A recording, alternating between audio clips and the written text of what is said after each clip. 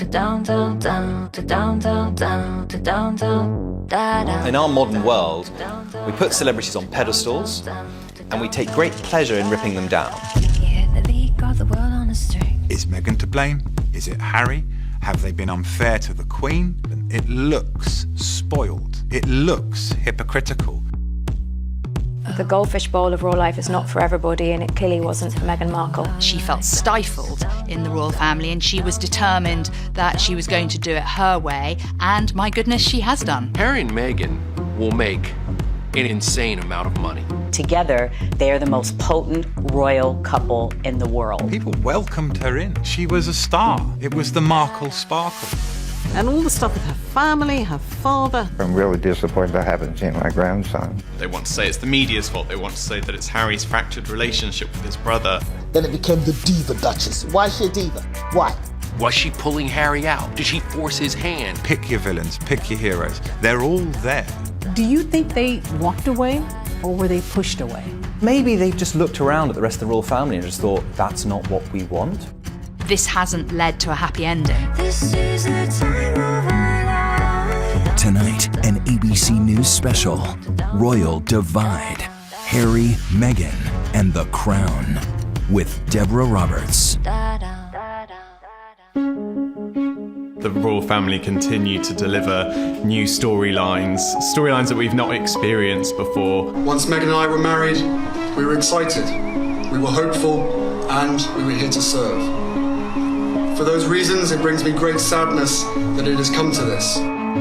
This is a great, great story. The decision that I have made for my wife and I to step back is not one I made lightly. It was so many months of talks after so many years of challenges.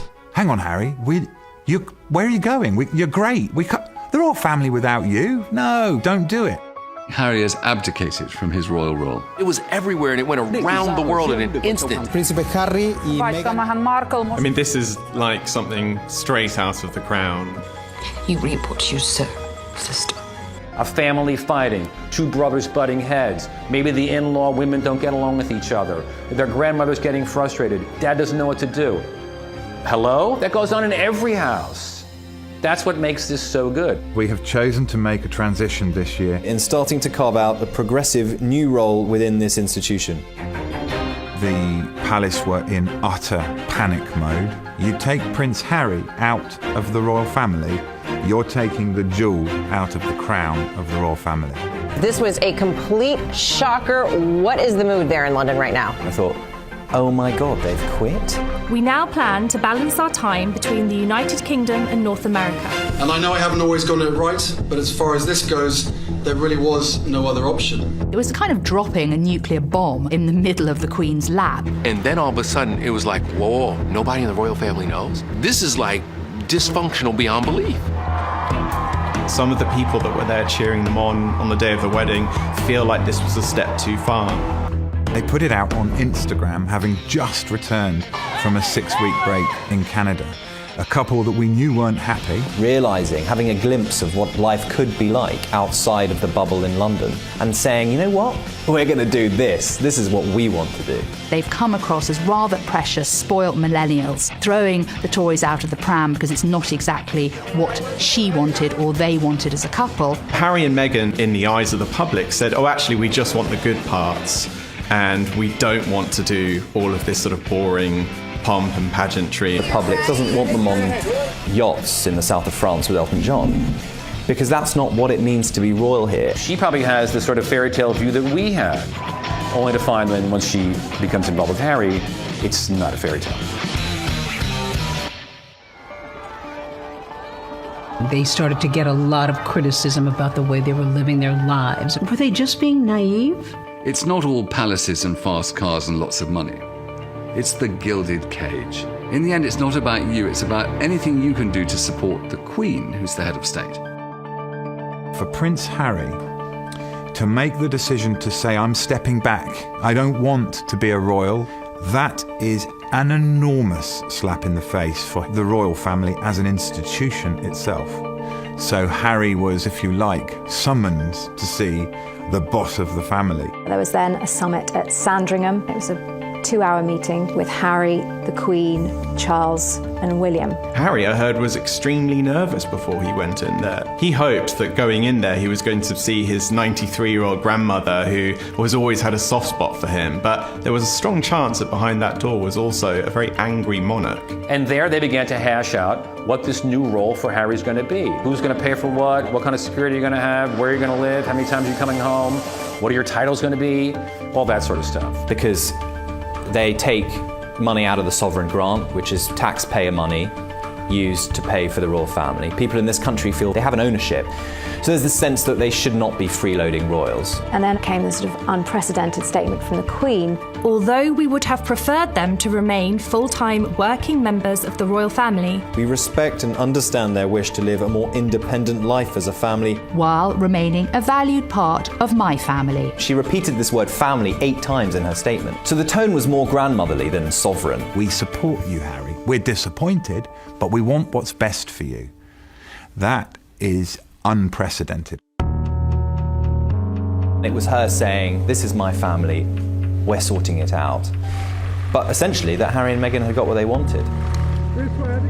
Harry and Meghan got what they wanted, but at a price. Our hope was to continue serving the Queen, the Commonwealth, and my military associations, but without public funding. Unfortunately, that wasn't possible. She loves Harry, but when it comes to the decisions about the future of the crown, she's ruthless. And that's the big thing that people wanted to see, like the Queen came down with the hammer. She's 93 years old. She has been known to be tough, but yet she sounded very grandmotherly. But you can be lovingly tough, and in a very short period of time, a decision had been made by the Queen. Tonight, everyone looking at the clues in the Queen's words. Taking away the HRH titles, removing public money, they're no longer working members of the royal family because the Queen's not allowing it. I've accepted this, knowing that it doesn't change who I am or how committed I am. But I hope that helps you understand what it had come to, that I would step my family back from all I have ever known. I think despite our surprise at the way in which this news was delivered, the signs were there all along. We saw it when we were on the royal tour with them around Australia.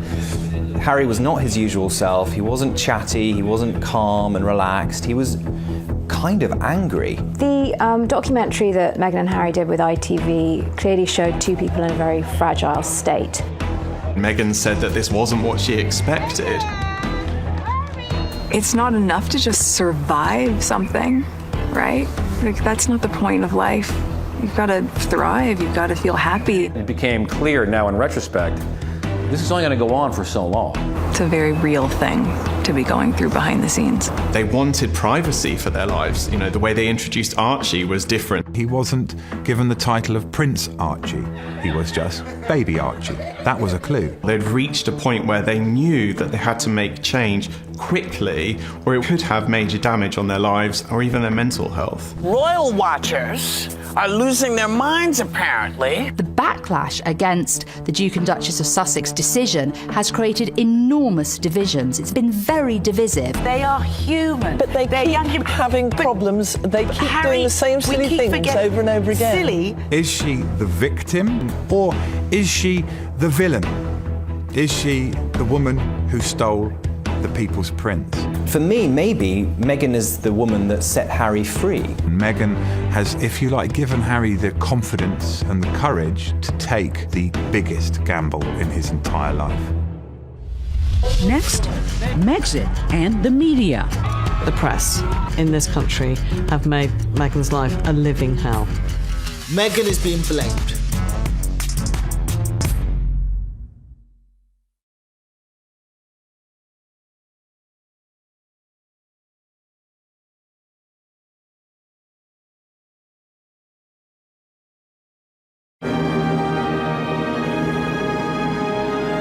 It seems almost 1,000 years ago, from May of 2018, when Meghan and Harry got married. It was this beautiful spring day.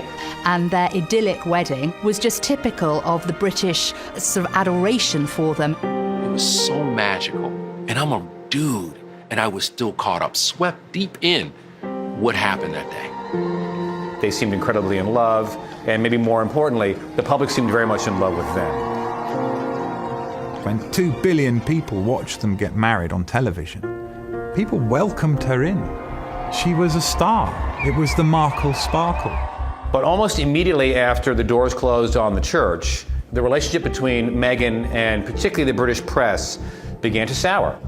I just think she's a slight social climber, I'm afraid. Meghan spent more than £1 million just on her clothes. Meghan Markle just can't seem to hold on to employees. And they started talking about her being demanding, spending too much money, not caring about her royal duties, bossing Harry around. And over time, Harry and Meghan became very sensitive to these stories. We now live in an era where one negative story can become thousands of negative stories within minutes. There's the expensive wedding, there's the American expensive baby shower, and there is the renovation of a place called Frogmore Cottage.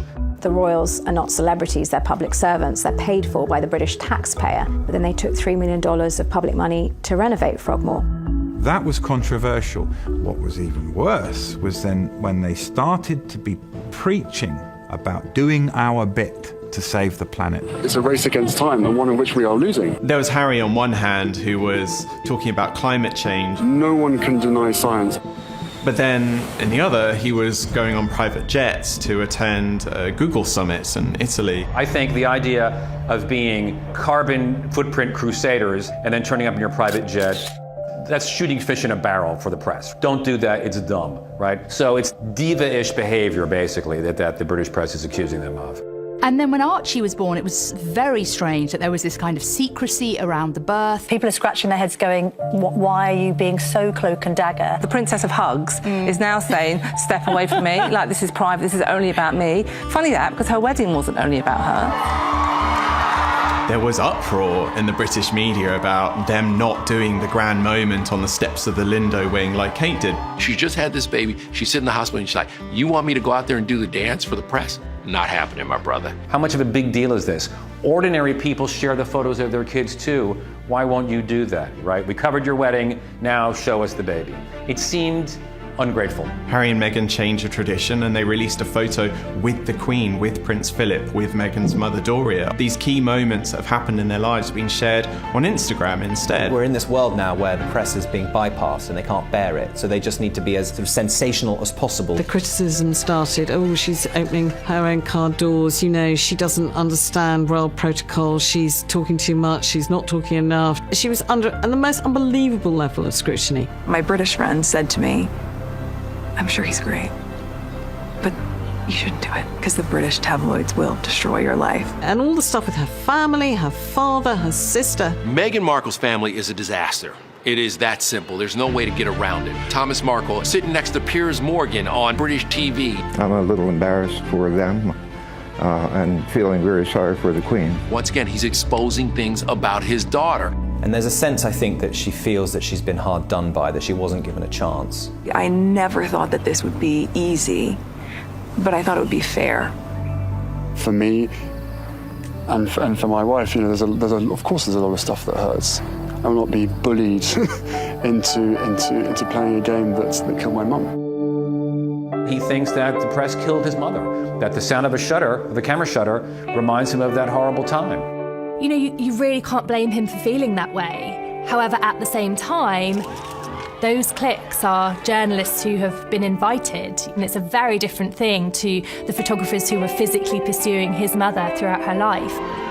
I think he's terrified for Meghan. And there was an element right at the bottom of this, when you boil it all down, of a loving husband trying to protect his wife. I spoke to Harry a few days ago. He has suffered a lot from all of the things that have happened to him. He suffers a lot from people judging him. There is validity to the idea that the press have hounded Harry and Meghan. Diana was literally chased into a tunnel and died. I don't think they've been any worse than they were during the Diana years. Princess Diana was actually physically hounded by the paparazzi. They had cameras in her face, they were chasing her down the street. Nothing like that has happened to Harry and Meghan. When you continue and constantly see and hear negativity, it can be overwhelming. You can feel powerless and lost. You can feel different, confused, or like you don't belong. There's been a big conversation about the coverage that Meghan gets versus what Kate gets. But Kate, in her day, Happy birthday, Kate. She was hounded. She was the most photographed woman in the world for quite a number of years. When she was just a girlfriend, the tabloids were relentless. But the difference is with Kate is that when she got married, suddenly she could do no wrong and the papers backed off. With Harry and Meghan, she's still painted out as the villain. She is still Duchess Difficult. And that's a narrative that the tabloids absolutely adore. We've got perfect Kate, trashy Meghan. The list of complaints against Meghan is astounding. She made avocado toast for a friend who was visiting, and he put it on Instagram, and then suddenly the headlines were about how she is contributing to climate change and unfair labor practices, and she's choosing end of the world. Yeah. But when Prince William bought Kate an avocado for her morning sickness, oh, that's wonderful. What a wonderful, loving husband. And once again, you see the difference in the way the press treated those two women. You only need to look at some of the coverage that has called Kate a fashion icon for wearing a strapless dress, but then called Meghan vulgar just a few weeks earlier. Vulgar. Her fashion choices raised many eyebrows. It's a disgrace. And it's these sort of discrepancies that have made it quite difficult to understand what it is that the British press have had in for Meghan. So, yeah, I can understand why he's blaming the media, because the media are to blame. Do you think race played a big part here? We saw it in the British press. You know, these tones, these words being used as exotic, or Harry's new girlfriend straight out of Compton. When people say, that's not a racial undertone, that's just racist, isn't it? Let's be honest. She was brought up nowhere near Compton. She's from Los Angeles. She went to a private school in Hollywood. All the coverage of her is not as one of us, but of this strange, exotic being. She's not the all-white, all-wholesome girl that Kate is. He sees what his wife is going through now. And this is all very, very raw with him. Now, Meghan is being blamed. Blame the black woman. She separated Harry from his family. The reason that they didn't want any press pictures of Archie after he was born, because they knew perfectly well that all the press wanted to know was, what colour was he? A BBC host had the guts and boldness to tweet a picture comparing Archie to a chimpanzee. If you listen to every single excuse that was given, but he didn't mean it, it was a joke. It was racist. And not one member of the royal family said anything to support or defend her. I think both of them felt very alone towards the end of their time in the firm.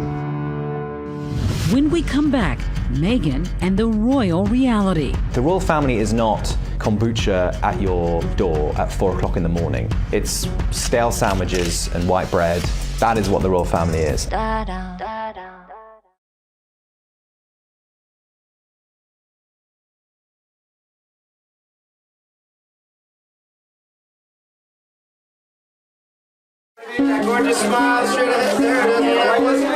How do you take a self-made woman in her 30s who personified the American dream before she even met Prince Harry, put her into the situation of the royal family, and expect her to be able to breathe? The flip-flop culture is part of just who I am. Hippy-dippy kind of woke avocado toast eating, Pilates and yoga, smoothie. I love my cutoffs and flip-flops and being as relaxed as can be. We kind of think that's weird, all of that, She was a divorcee with 1 million followers on Instagram, an actress, didn't tick a single box of princess-in-waiting material. She wasn't just this clone come to marry Prince Charming. If anybody knows about marrying into an aristocracy, as an American, you do. Are there rules? Is there a rule book when you start to enter this world of nobility? And America, we love the royal family and we love the aristocracy, so of course we must know how it's done. Table manners, like 6 forks, 6 knives, 3 spoons, 4 glasses, and that's what Meghan has had to go into. But do you have that sense of responsibility, Prince Harry, for what you're asking Meghan to do? That sense of responsibility was essentially from day one. But, I still had to have some pretty, frank conversations with her to say, look, what you're letting yourself in for is, it's a big deal.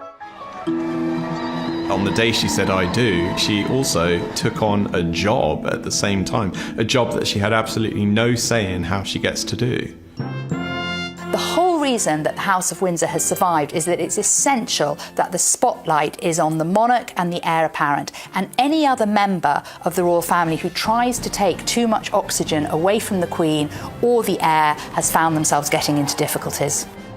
I would argue that it looks like it's a very hard place for a modern woman. Being a part of this family and the platform that comes with that is an incredible responsibility that I take really seriously. I think the way Meghan tried to work in the palace didn't fit in with how other members of the royal family worked.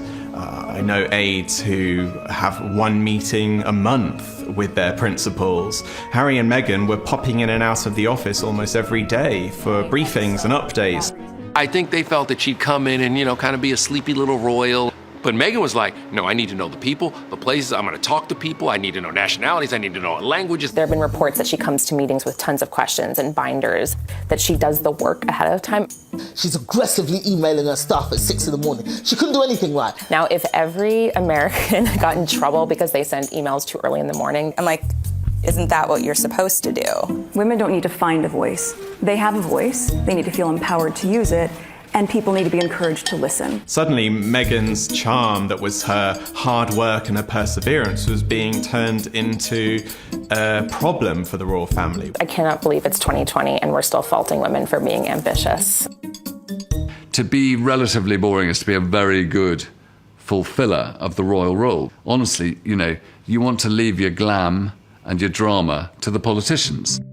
The characters that do well in the royal family are those stoic characters who really live to serve, who put their head down. Camilla, who supported Charles amazingly. Kate, who is now an absolutely wonderful queen in waiting. She was incubated into being a princess. She's learned never say anything, always smile, always have lovely hair.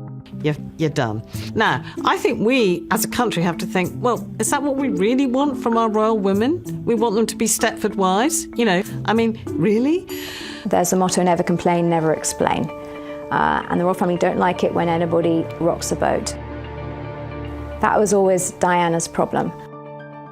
It was isolating, but it was also a situation where you couldn't indulge in feeling sorry for yourself. You had to either sink or swim, and you had to learn that very fast. And what did you do? I swam. When the BBC Panorama interview aired, that was a seismic moment for the monarchy. You could not believe that here was one of the most prominent members of the royal family spilling the most intimate details of her life on national television. But you really believe that it was out of jealousy, that they wanted to undermine you? I think it was out of fear, because here was a strong woman doing her bit. Interesting, driven, passionate people like Diana, like Meghan, they find those constraints very, very hard. You're not allowed an opinion. And in this day and age of Twitter where everyone has an opinion, it's very hard to just say, oh, you know what, I'll bite my tongue on every single little thing. And of course it's terrifying, the thought for the royal family that this may repeat itself if the Duchess of Sussex decides to give an interview, probably to the American press. I hope to God Meghan breaks her silence and does a Diana-style interview. I hope she does. She deserves it. Why not? She needs to be able to clap back at all those haters. But Meghan gave us a glimpse into how she's feeling anyway when she spoke to ITV. That now famous phrase that she said to Tom Bradby, where she said, "Thank you for asking me how I am." And also thank you for asking, because not many people have asked if I'm okay. But it's a very real thing to be going through behind the scenes. And the answer is, would it be fair to say not really? Okay. What did you hear when you heard that statement? What I thought of that was she's a shell of herself. She's not that full of life, optimistic American that we first saw on that sofa when they were engaged. And I think she thought, well, why should I have to do all of this in the public eye if no one's going to listen to me and none of the really good ideas I have are going to be heard?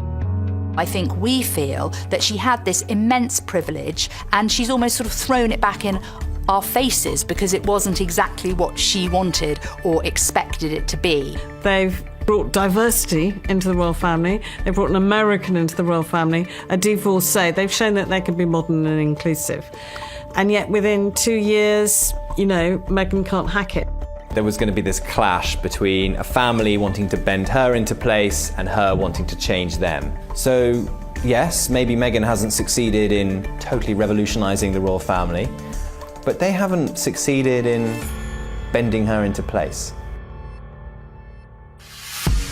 Next, Harry, a reluctant prince. And during that period of frustration, did you ever wish that you weren't a prince? I wish that quite a lot, actually.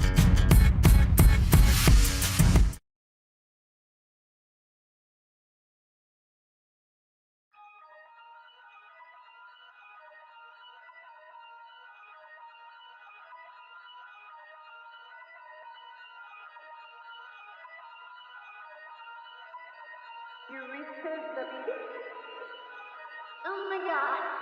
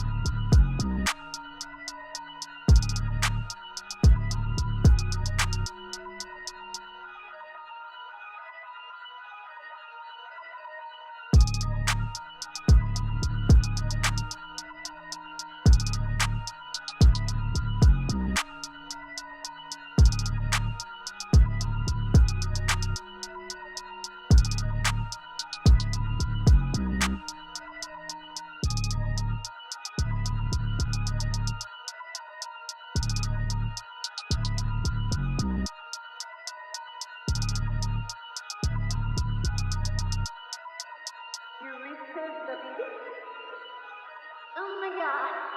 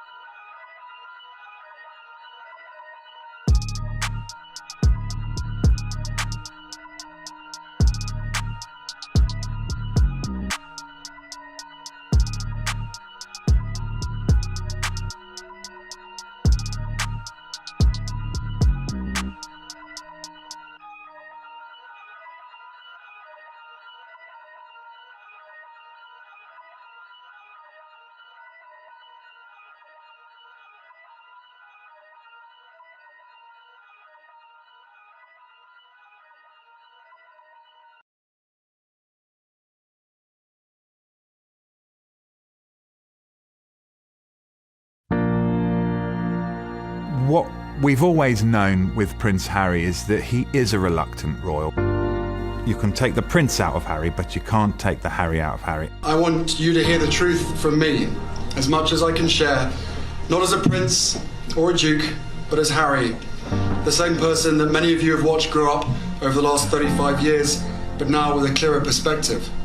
Now, life is going to be very different for him. Yes, the abdication of royal rank is a huge step for a prince. And he has followed his heart, God knows. He's followed his instincts.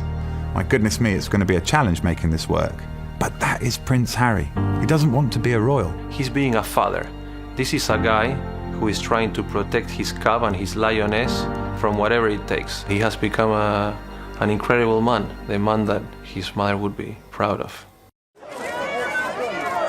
I think it's really important to remember that the British public have kind of adored Harry, and he is like the nation's favourite son. We felt so devastated for him when we saw him as a young boy walking behind his mother's coffin. Somebody losing their mother and then it being, projected to the millions on TV screens. It gives me chills thinking about it. He said, I kept thinking, this is my mother. Why are you crying? You couldn't have loved her like I loved her. The country essentially adopted Harry and William as their own. The fascination now, especially with this generation, is we care about her sons and we want to make sure that they're happy.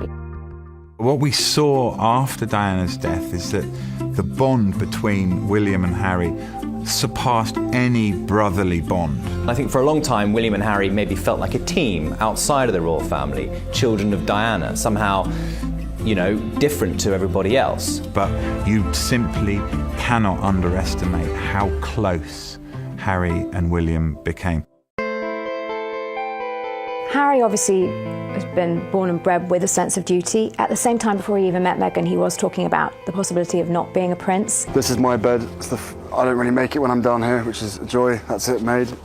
He was in the army for many years. He did 2 tours in Afghanistan. I signed up because I wanted to be one of the lads. This sort of normality for me to be amongst these guys was so important. He talked about going into the army and how that gave him a certain amount of anonymity in some ways, that he was just Harry. And then, while he was out on operations in Afghanistan, somebody says where he is and he's brought home. I think that really hurt him. We saw Harry, for a number of years after leaving the army, almost taking the role of official royal gooseberry. Like the third wheel with Meghan and Will. It would be Harry popping up in the background at all sorts of events. Enter Meghan. Enter Meghan. She's already experienced a life that he wants a slice of. The British are very kind of reticent to do anything drastic, and he kind of needed this American to come and say, no, take what you want in life, be the person you want to be in life.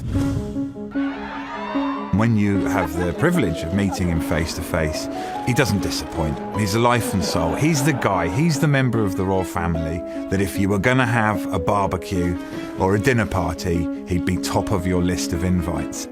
In spite of the place that he was given and all of the benefits and comfort that life has given him, he's one of the most committed and hardworking people that I know. Centre Ballet is a charity that is very special to Harry. It was set up in memory of Princess Diana. I was named the first ambassador for the charity, helping kids with HIV. My commitment to Sentivali comes from an inspiration from the leader of Sentivali, which is Prince Harry. Africa's very close to my heart. Obviously, my mother had a soft spot for Africa as well.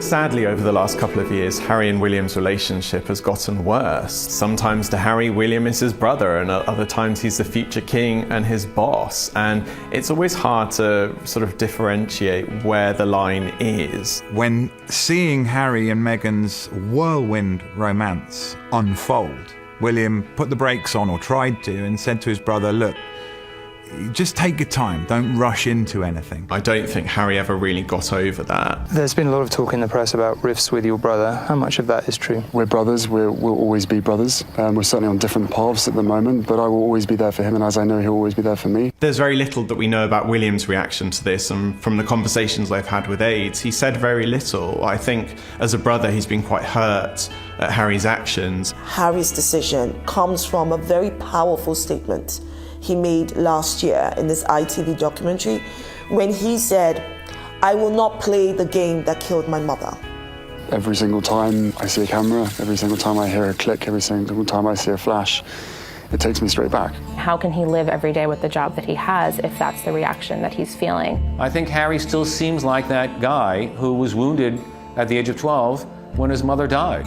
When I started my public life 12 years ago, I understood the media might be interested in what I did. I can only imagine what you may have heard or perhaps read over the past few weeks. But I was not aware of how overwhelming that attention would become.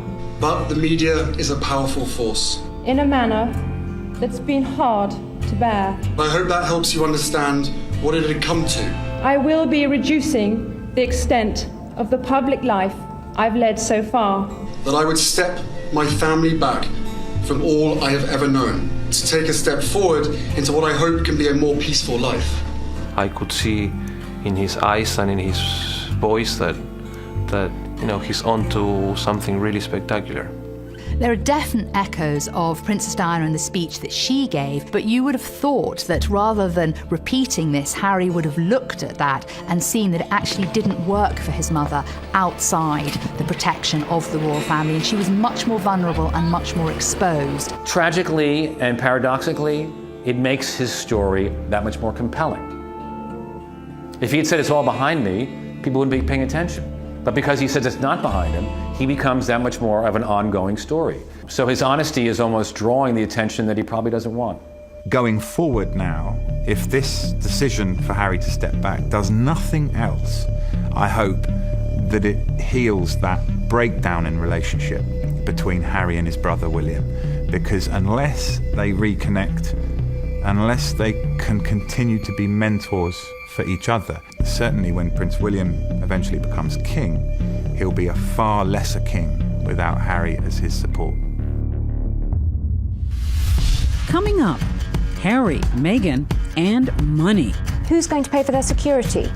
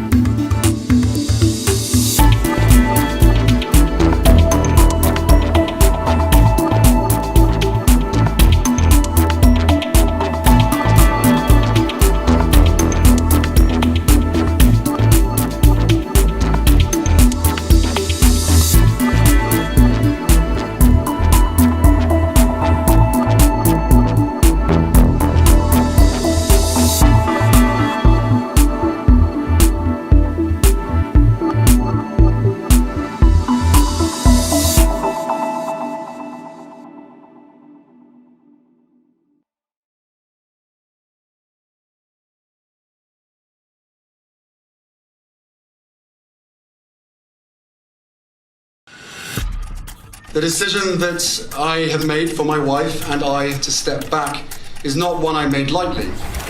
The breakaway royals, Meghan and Harry. Meghan has left the UK and now returned to Canada.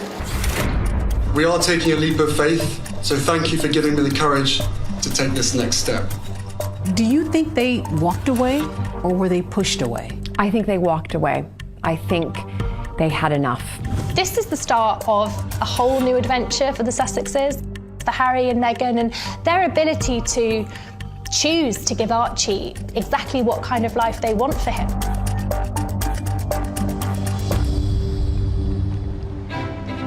Harry and Meghan are living on Vancouver Island, which is in British Columbia, the west coast of Canada. They have been staying there for almost a couple of months now. The couple have been staying in a beautiful waterside mansion. Well, I think Harry and Meghan have already experienced a breath of fresh air in Canada, a place where they are hugely adored. Canadians are really excited about Harry and Meghan moving to Canada. We haven't learned how to play it cool yet. Meghan lived in Toronto during the time that she was acting on Suits. I have been killing it here for the better part of a decade. We're kind here, we're polite. It's not going to be as negative towards them. At the same time, I think Canadians would feel a little bit hurt if Canada was just being used as a halfway house. They thought they could have a halfway house, but they were told, no way, you're out. The Queen had to rule decisively, taking away the HRH titles, removing publicly funded money, making them pay back about $4 million of money that was spent renovating their house. This is not an easy ride for Meghan and Harry. Rank, which is his princely appointment, has been put into suspended animation. Going forward, they don't have that kind of ethereal, everlasting, eternal magic that the royal family gives you. The Queen seemed to intimate that in about a year's time, we will see how this is all going. Is this kind of a trial separation, as it were? Well, I think there's a view that they will come back to look at how it's working in a year's time. I think we'll look back in 6 months' time and realise that not much has actually changed. They're obviously trying to do the best for their marriage, their best for Archie, for their son.